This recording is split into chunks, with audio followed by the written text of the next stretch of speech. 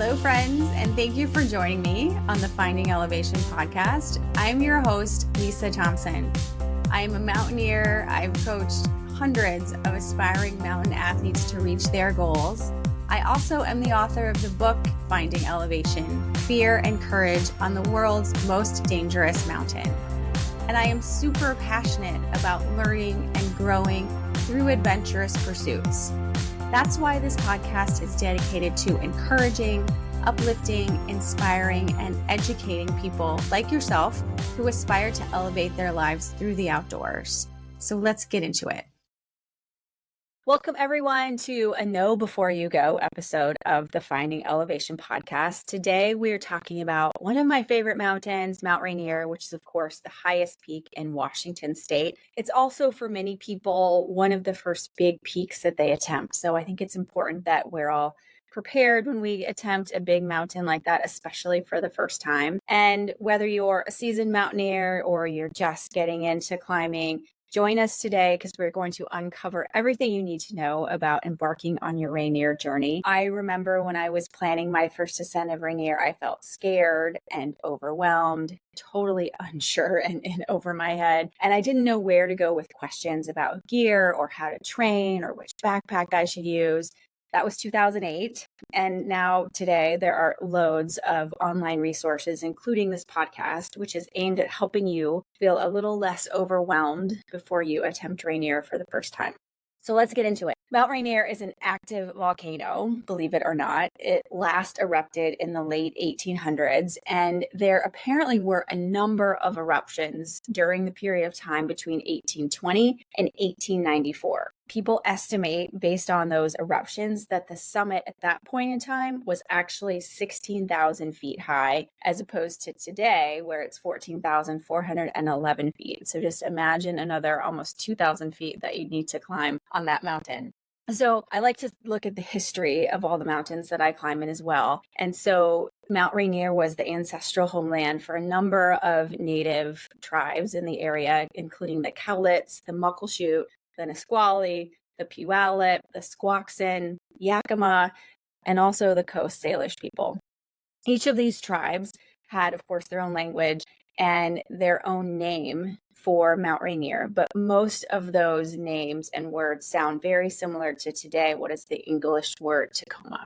So some reverence to those people who first populated the area around what is today one of my favorite mountains. We first became interested in climbing Rainier in the early 1800s. Remember, this was before, it was still sort of actively erupting at this point in time, which is crazy. The first attempt was made in 1833 by William Fraser Ptolemy. This is an interesting fact. He was employed by the Hudson Bay Company, which I remember learning about in high school. They were a fur trading business for most of their history. But today, that company actually still exists, but they own and operate a number of department stores in the US and Canada, including Saks Fifth Avenue. So I like that little unexpected connection to Mount Rainier. So that was the first attempt in 1833, but the first successful summit happened many years later in 1870 by Philemon Beecher Van Trump and Hazard Stevens. They actually spent the night on the summit inside of the crater. They were hunkered down and supposedly kept warm by sulfur steam. If any of you have ever climbed a volcano, including Mount Rainier, you'll know what that sulfur steam smells like. For a lot of people, it actually makes them nauseous. So it's hard to imagine using that for warmth throughout the night, but that's what they did on the first summit in 1870. They later guided John Muir to the summit. John Muir is, of course, a famous naturalist, and today there are camps on Rainier that are named after both Muir and Hazard. And a quote from John Muir, which I actually love, he only climbed Rainier one time, but he remarked that the most luxuriant and the most extravagantly beautiful of all alpine gardens I have ever beheld in my mountaintop wanderings. That was how he described the area on the south side near Paradise, which is where most of us climb Rainier from today. And that quote has actually recently been etched into the stairs as you start your route. So I love that. So that was 1870, the first successful summit. The first female ascent was just 20 years later. So not really that long when you consider the typical deltas between male and female first ascents. And I love this. It was the first male ascensionists, Von Trump and Stevens, that invited 20-year-old Faye Fuller to join them on an ascent in 1890.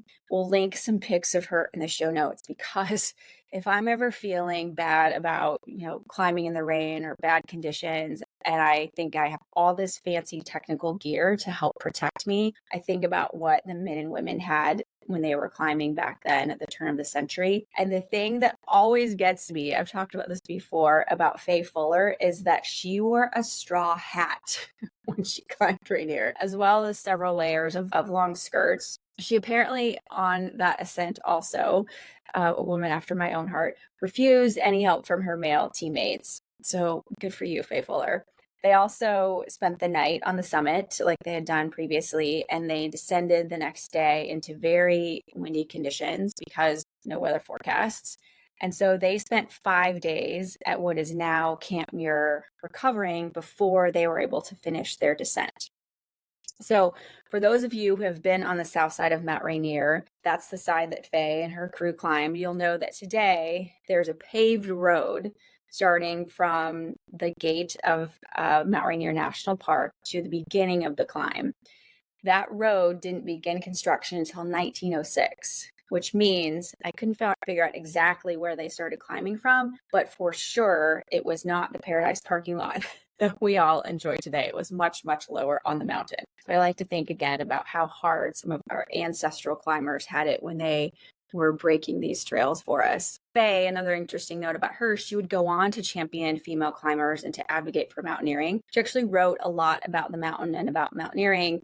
And later in her life, she helped to found several climbing clubs that are in existence today, including the Washington Alpine Club in 1891, and also the Portland-based Mazamas a few years later. In 1897, then she went back to Mount Rainier, and she again spent the night on the summit. She died when she was 88, and today the peak overlooks Mowich Lake, which is on the other side of Mount Rainier, in honor of Faye. So love you, Faye. Thanks for leading the way for all of us. So let's talk a little bit about the routes. There are 40 routes, at least, on Mount Rainier. And there's a great book called Mount Rainier, A Climbing Guide, which is written by Mike Gauthier. The most popular of those routes is, of course, the Disappointment Cleaver route, which is on the south side. And the second most popular is the Emmons route, which is on the other side, the north side of the mountain. So there are a lot of highly technical, really fun and exciting routes all over the mountain. So check out that book by Mike Gauthier if you want to learn more about them, or of course you can Google them too. But we'll focus today on the two most popular ones, although I will say there's definitely others to consider, like the Couts and the Fear Finger as like a second step. If you've climbed Rainier already via the Emmons or the Disappointment Cleaver, there are other intermediate routes that are really fun that don't see a lot of activity that will help you build your skills and try something new and exciting on a beautiful mountain. The climbing season on Rainier starts usually in late May, depending on snow conditions, and it can extend, again, depending on conditions, into late August, though it seems to me like the season has closed sooner in recent years just due to snowpack and to a lower snowpack and to crevasse exposure. Guide companies usually begin guiding in May, though using this year as an example, there weren't any summits until the beginning of June. So kind of use that when you're planning your trip. So we'll look at those three routes: the Disappointment Cleaver, most popular, the Emmons, and the Couts. And we'll do a little comparison of those. So it's important to pick the right route for you, of course, and that depends on your skill level and experience, and also what you want to experience or gain out of a climb. The Disappointment Cleaver, for comparison, is about 9 miles long, and that makes it slightly shorter in length compared to the Emmons. All of those climbs, all of those routes will take you anywhere from 1 to 3 days. If you go with guide companies, some of them even extend that to 5 days, and they use a couple of days for training. It's nice if you're considering a guided climb to have that extra time because it gives you a little bit of wiggle room in case there's bad weather.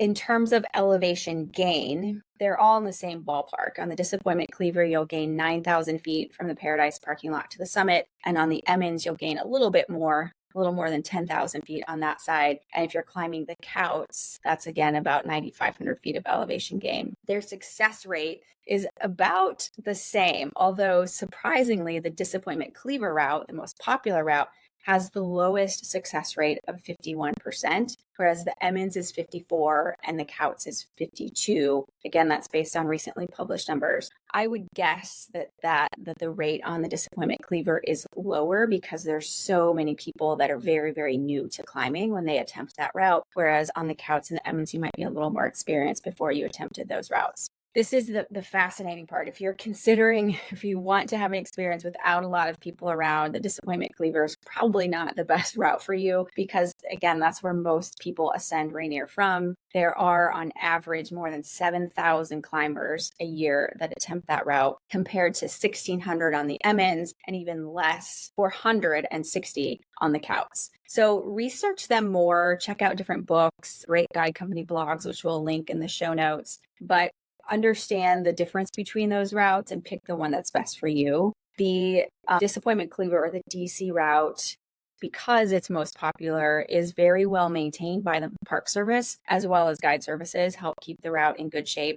And the Emmons on the north side the route is usually pretty well marked, and there's usually a great boot pack, but it's likely that you won't have bridges or pickets or hand lines for crevasse crossings where you probably will have those aids to climbing on the DC. The Emmons is longer, as I said, about a mile longer, but it's much more mellower in terms of slope. And I will talk about this a little bit more, but I like the Emmons a lot because there's not risk of rockfall as there is on the Disappointment Cleaver. Considering navigation, the DC is probably easier to navigate. The Emmons, in my experience, has been much more heavily crevassed. So that makes the glacier travel a little more complicated and just have to be much more aware of where you're going. The Emmons also is nice because you have this nice approach through an alpine forest as opposed to just starting from an asphalt parking lot. So that I like that part of it. Again, they both require glacier travel. They both have very active glaciers. And the degree that the crevasse opens will depend from year to year.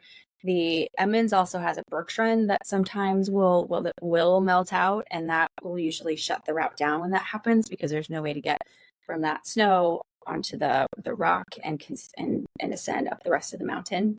I will say too that personally I've had some very sketchy situations on the actual cleaver, the Disappointment Cleaver, with parties above me who, for whatever reason, weren't aware that there were climbers below them and kicked huge rock down the side of that mountain. So every time I climb the cleaver, I swear that I won't do it again. I usually do. But on paper, I would say that I prefer the Emmons. But because the DC is the most popular, let's talk about that route in detail so you know what to expect. So it starts, as I said, at the Paradise Ranger Station. There's a visitor center there, paved parking lot. There's actually 2 parking lots now. That's at about 5,000 feet, a little bit higher than 5,000 feet, and ascends to the Columbia Crest, which is the tippy top of Mount Rainier, via the Muir Snowfield, the Cowlitz, Ingraham, and Emmons glaciers. So the primary things I think to consider in terms of difficulty or obstacles on this side of the mountain are the altitude. Steep snow, it can be up to 50 degrees in places. You certainly will be crossing crevasses on this route, and that can make glacier travel, as I said, a bit complex. Although currently the Park Service maintains those routes, and if there are big crossings or sections where crevasses have calved a little bit, in recent years there have been otters and there will be hand lines to help you cross the mountain in those spots. You won't have that on the Emmons side. So the first section of the Disappointment Cleaver route follows what's called the Skyline Trail. It's very well marked. When you start from the Paradise parking lot, you'll take that, just a nice trail. It's actually asphalt in the beginning and then turns to rock. You'll take that to Pebble Creek. And depending on the time of year, Pebble Creek will either be flowing or it'll be covered with snow. For most people, it will be flowing because most people will climb later in the summer. That Pebble Creek really is at the base of the Muir Snowfield at an elevation of about 7,200 feet. It's important to note, I think, that most of the climb to on the south side, on the DC side, is above the tree line. So there's really not any protection from wind or sun. So be prepared for that. Guide services will definitely point that out and make sure you have the necessary sun shirt and sunscreen and all of those things. But it's really important to be aware that you're going to be exposed really the whole time you're climbing that mountain. So from Pebble Creek, you then get onto the Muir Snowfield, which is not a glacier. I need to understand the difference between a snowfield and a glacier. So it's not actually a glacier, which I think my knowledge is glaciers are permanent and never go away, but I have never seen the snowfield melt out. It's always there. Though I will say in some years where we've had a low snowpack and a warm summer and all of the snow from the previous season has melted, I've seen pretty sizable cracks on the Muir Snowfield. But you'll take that snowfield, you just kind of like arc left as you're ascending it to Camp Muir, named after John Muir. And that camp is, and one other thing to note is you can see Camp Muir, I don't know, depending on conditions, probably an hour or so before you actually get there, because there's a number of buildings at Camp Muir and they sort of shimmer in the heat and the sunshine if it's a sunny day. And the first time that I just hiked up to Camp Muir, I remember seeing those buildings and thinking, almost there. And it was like the worst joke because I was still probably more than an hour away. So don't get too excited when you start to see the buildings.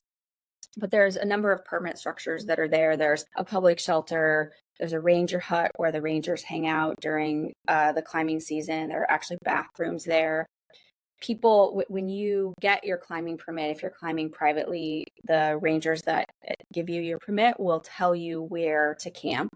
And there's space, I think, for 100 or so people at Camp Muir, but there's certain designated spaces and a certain elevation within which you need to be in just to keep that area and that section of the snowfield as pristine as possible. The public shelter is open year round, and I've had to huddle in there in the winter season when weather has gotten bad. So it's nice to have that as a shelter. It's not that big, maybe 20 people can sleep in it. There's not any reservations. So if you're going during high season, I wouldn't necessarily count on getting a bunk there unless you get there really early. It's also a very noisy place to sleep. So I would much rather sleep in a tent than sleep in the shelter because it's shared space, right? So there's always people coming, going, cooking, sorting gear. It's not really like a peaceful, good place to be able to sleep. So for most people, you will, on day one of your climb, go to Camp Muir and spend the night, depending on, if you're climbing privately or with a guide company, those accommodations will be set up. And then above Camp Muir, you now need a climbing to ascend further. So if you live in the Seattle area and you want a great training hike, if you're planning to climb Mount Rainier, just going from Paradise to Camp Muir is a great way to get used to that mountain and to get in some good training time. So above Camp Muir, the terrain is steeper and also just more serious, I would say. There's now crevasses, there's objective hazard like rockfall, it can be avalanchy. You're also now at high altitude. You're above 10,000 feet, so you're probably feeling that. And it really is important to have the right skills, the right awareness, and the right preparation if you go above Camp Muir. So when you leave Camp Muir, everyone will rope up. You're now on an active glacier. So it's important, of course, that you have rope skills and you understand how to travel as a rope team, and you have crevasse rescue practice as well.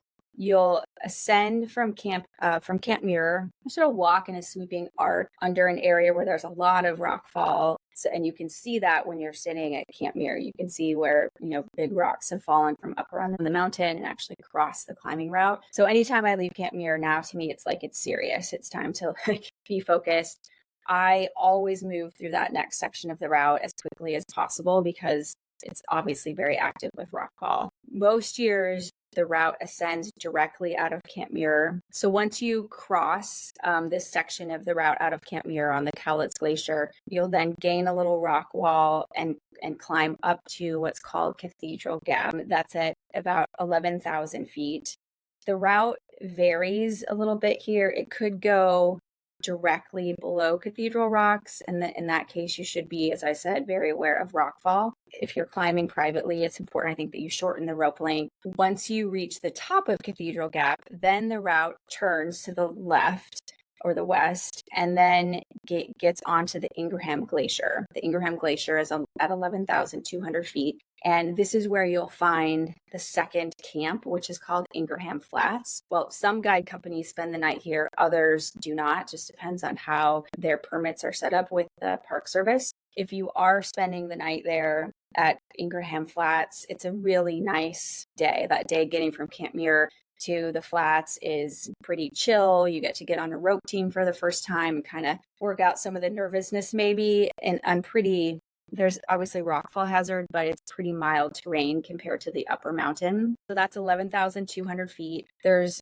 space for like 35 people to stay at Ingraham Flats. And if you're climbing with the primary guide companies who spend the night there, you'll have a big tent that you have your meals in. You'll have your private tents that you sleep in. It's a pretty comfortable area. It's on flat terrain.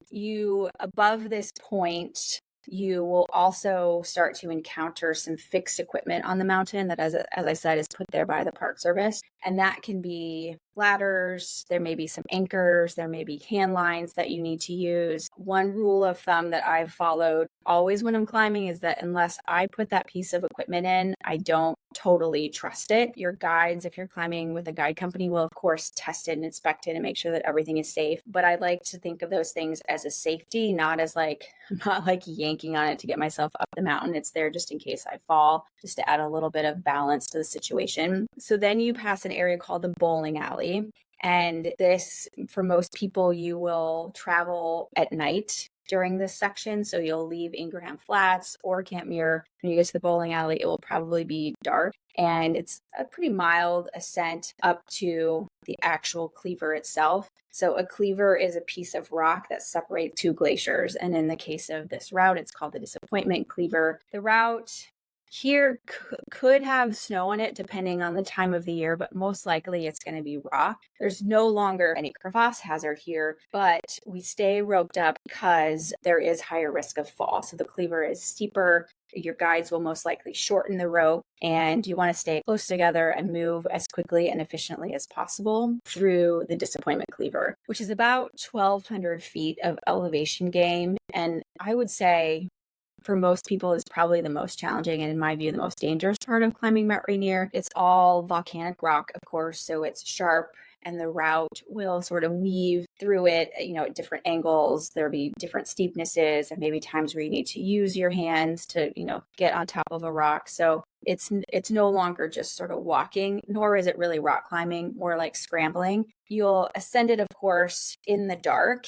And so for a lot of people, that's sort of a nice way to experience the cleaver the first time because you don't really see the exposure or the risk. It probably is like class 3 or 4 climbing at the most. And I've heard people say that if it gets harder and steeper than that, then you're off the route. So you'll ascend the cleaver. It probably takes, I would say, 90-ish minutes, depending on how fast your team is moving, to get through that rock of the cleaver, to get to the top of it. And the elevation of the top is 12,300 feet. Usually your guides will take a break there. That'll be the first break that you take on your summit attempt. Guides will be assessing how you've been moving, if they think you've got enough energy and skill to continue further. Some people will be turned around at this point. Other people I know have just said, like, I'm good. So I got what I came for. I'm ready to turn around. So that's a reasonable place to turn around if you need to, just above the cleaver. Beyond that point, beyond the cleaver, is really, to me, where Rainier starts to feel like a big mountain. So you're back on snow now, and there are, big crevasses, steep terrain. Depending on the time of the year, you may take a more direct route, or later in the season, you may have to meander around those crevasses. It's really a large maze of crevasses and steep slopes above this point. So the risks now are no longer rockfall, but avalanche hazard, the risk of falling into a crevasse, and also steep slopes that can be icy. Your rope teams will stretch out further. You'll have a bigger interval between you and the climbers around you, so that if there's a fall, you can stop it before your whole party slides. We'll often belay people across crevasses on those steep slopes, or take other methods to keep yourself safe. It's common that guided parties will take a couple of breaks in this section between the top of the Disappointment Cleaver and the crater rim. Those guide companies have very specific spots where they stop and take a break, and they're actually like carved out of the snow, little spots for you to sit. Then you get to the crater rim, and this is actually the southernmost part of the rim, and there's a little outcropping there that's called Guide Rock. So this elevation is just over 14,000 feet. Some climbers will stop there, and I really, really encourage you, even if you're totally knackered and tired, if you have the energy, I think you'll just regret not going all the way to the true summit. But most people will ascend a little bit into the crater itself, which is snow covered. There'll be vents. You may start to smell that sulfur that I was talking about. People will usually unrope there and take a little break, have a snack before continuing across the crater and then ascending a little bit more to the true summit, which is called the Columbia Crest. There's a book there that you should sign, put your name in it that you've been to the summit of Mount Rainier. And that register is called Register Rock, where I don't know who keeps track of all those notebooks that people sign, but definitely put your name in the notebook, continue a little bit further. It takes probably 45 minutes round trip to get from Guide Rock on one edge of the crater to the Columbia Crest on the other side. So definitely worth the effort to do that. Just have a snack before you go. And then you get to the summit. It's hopefully a lovely day. You can take some celebratory photos. And then you'll start your descent from the Columbia Crest back to Camp Muir. For most people, it will take, maybe 2/3 of the time to get back to Camp Muir. So 2/3 of the time that it took you to ascend, you will need to descend. Don't underestimate that part of the climb. It always used to bug me. It still bugs me, I guess, that a lot of climbing books and climbing movies talk about the ascent, but it's actually the descent that is the most dangerous. That's where most mistakes happen. That's where you're going to be the most fatigued in terms of gravity. You're now facing away from the mountain, so falls are much more likely to happen. So don't underestimate the descent. Continue eating, drinking, taking care of yourself. My rule is that I don't celebrate until I'm back at base camp. So I will always at the summit take some photos. I always send some gratitude to the mountain, to anyone who has helped me achieve that goal. But I don't officially celebrate until I'm safely back at base camp, or in this case, back at Camp Muir. So most people who climb Rainier for the first time will do it as a part of a guided group. As I said, there are 3 primary guide companies that are granted permits or a concession by the Park Service to work on Rainier, and we'll link each of them in the show notes. There are other great guide companies that are only granted a smaller number of climbs per year. So of the 3 primary, Alpine Ascents, IMG, and RMI, check out each of their websites and see which one is the best fit for you. And as I said in the beginning, the duration of those trips varies because many of them will have like a 5-day trip where you spend a couple of days training. So see what feels right for you. I'm also happy to provide insights about guide companies if you're unsure. It's also important to note that guide companies release dates for the upcoming season in September, and they fill up fast.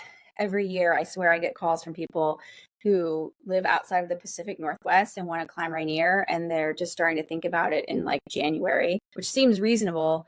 But by that point, nearly all the trips, and certainly the trips in like the optimal weather window, are taken. So if you're thinking of attempting Rainier with a guide company in the coming years, set a reminder for yourself in September. Start checking those websites, get on their mailing lists so that you are able to, sign up for the trip that you really want at the time you really want. I'm a huge fan of climbing with a guide service. That's how I climbed Rainier the first time. I think especially if you're new to mountaineering, it's important to do it that way as opposed to friends who've got experience on the mountain, because you will learn a lot from professional guides who know that mountain, who are able and willing to share and teach you, and also who are looking out for you and making the best decision on your behalf. So highly recommended. Check those links out. And if you have any questions, please reach out. In terms of physical preparation, so let's talk about training. Mountaineering, of course, is an endurance activity. That's because it requires your body and your muscles to perform many, many thousands of repetitions while under stress of carrying a heavy backpack. There aren't any shortcuts to building endurance. It takes time. For most people, that looks like 3 to 6 months I would say probably the average period of time that people train for Rainier is 6 months. If you're already participating in some sort of endurance activity, running ultras or marathons or biking long distances, you've probably got that endurance built in. We just need to modify it a little bit for mountaineering. So don't underestimate the amount of time that you need to train for Rainier. While you can, shorten it, your experience will be so much better, so much more enjoyable if you take the time that you need to be as prepared as possible. The keys for building that endurance are to have a really solid aerobic base and cardiovascular capacity. And then for the people that I coach, we then build on top of that strength that's specific to climbing Mount Rainier, which if you think about it, there is some like full body movements on the cleaver, but you're not rock climbing, you're not hanging. Most of what you need, the strength that you need to build is core and lower body. So that's predominantly what we'll focus on, although I like all athletes to be very well-rounded. But predominantly what you need is core and lower body strength. And then finally, the last phase of training for the people that I work with is to create muscular endurance. So endurance, not just in your cardiovascular system, but endurance actually in those muscles that you're going to need to propel yourself up the mountain and back. So that's how we coach people at Alpine Athletics. You're training, especially if you're just entering into a training regimen, start slowly and gradually. Give yourself enough time so that if, unexpected things happen like illness or a family emergency or a lot of work travel, you've got that buffer built into your training plan and you're not crunching to do it at the end, which I will tell you does not work. You really need the time and the space to focus in a calm and thoughtful way about your training plan. Ideally, your training regimen should look like a couple of outdoor runs or rides or hikes during the week. If you can fit some climbing in, that's great too, though I don't think it's necessary. I coach a lot of people. I'm actually in Florida right now where there are no mountains. I am at sea level. The highest building around is maybe 20 stories. So if you can't get outside, which is preferred, then that will look like a lot of time on a treadmill, watching your favorite Netflix story, or doing stadium stairs and just do repeats if you don't have access to a hill outside. Try, if you can, though, to get on uneven terrain like deep snow or loose rock, because that builds confidence. We're not all naturally comfortable descending steep rock, right? I definitely wasn't. It was not something I did as a kid. And it took me years to build up the confidence and also to get my central nervous system focused on recruiting the muscles that I needed in order to stabilize my legs, getting my core strong and activated at the same time. And those things just don't happen naturally when you're on a treadmill or you're ascending stairs. Your body doesn't have to think and move in the same way. So the more time that you can be outside, the better, because ultimately you want to build the skill and the confidence and the muscle memory to move efficiently on that kind of unstable terrain. And that's what you'll need, I think, to be successful and efficient also on Mount Rainier's steep slopes with your rope team. It's also necessary on Rainier, regardless of the route that you take, it's necessary to carry a pretty heavy backpack. It will probably be 40-ish pounds. If you're climbing on the Emmons, you will also carry some group gear. Most guide companies, because they don't have permanent tents set up there, will have you carry tents and some stoves and fuel. So be prepared for that. Start slowly. I work with people regularly who want to just, throw a 30-pound backpack on and go on a hike. And you can do that and you can stress your body out that way. But it's so much more effective if you start with a comfortable weight in your backpack and you gradually, meaning 2 to 5 pounds every week or 10 days, gradually adding that weight onto your body so that the adaptations that your body has to go through happen slowly and gradually and are less stressful to your body. So that's physical training. You all know that I love mental preparation as well. And we've talked before about mental prep and mental strength. And for many people, Rainier is the first time that you will really test yourself mentally. And as a coach, what I often hear from people after they've summited Rainier is that they were totally freaked out by the crevasses and by the amount of exposure. So at Alpine Athletics, my goal is to lessen that freak out, to give you the tools to get through it, and to also make sure that you've done the work to watch some videos and be prepared for the exact circumstance and the conditions that you'll likely experience on Rainier. So crevasses, let's talk about that for a minute. And it's really, I think, the same with exposure. Our brains are trying to keep us safe, right? You see a crevasse, you see this giant gaping hole in the earth that you've probably never seen before. Your brain thinks that's unsafe. I don't want to have anything to do with it. And the result is that, these physiological processes start to take place that fight, flight, or fawn. So what I think about doing is looking at that, whatever that obstacle is that my brain thinks is dangerous, and I want to take back control of my brain. And I want to separate the story that my brain is creating to try to keep me safe from reality. So the story that my brain is coming up with is, that's unsafe, it's dangerous, you're going to fall, you're going to die. Those things are a possibility, but they are also very unlikely. So I like to add a little bit of reality and logic to the situation and say, how many people have fallen in a crevasse on Mount Rainier? I don't know the stats, I'll look them up, but it's very low. So what is the likelihood of something happening? What is the risk of something happening if it does? And what is the reality of what I actually have to do in this situation? And the reality is that all I'm doing is walking.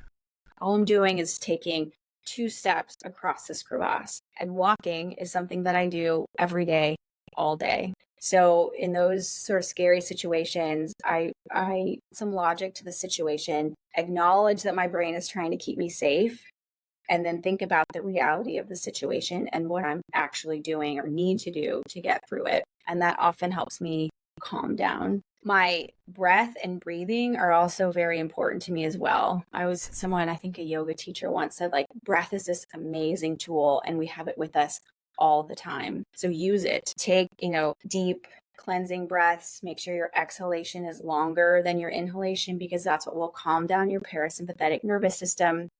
Use that tool to keep yourself calm and confident about what you're doing. So that's kind of the biggest mental challenge, I think, for Rainier. The other, I think to a lesser extent, is just the amount of time that you're on the mountain. So your ascent and descent could be 10 hours, which is a long time. Not a lot of people have been on the move, on their feet, in dangerous situations for that long.